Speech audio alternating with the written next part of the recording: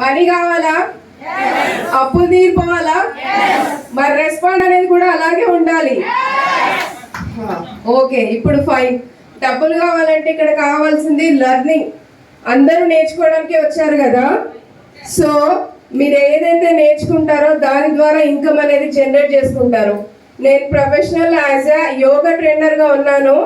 So health పట్ల importance ఎక్కువ ప్రతి ఒక్కరికి. సో మనీ కూడా అంతే ఇంపార్టెంట్.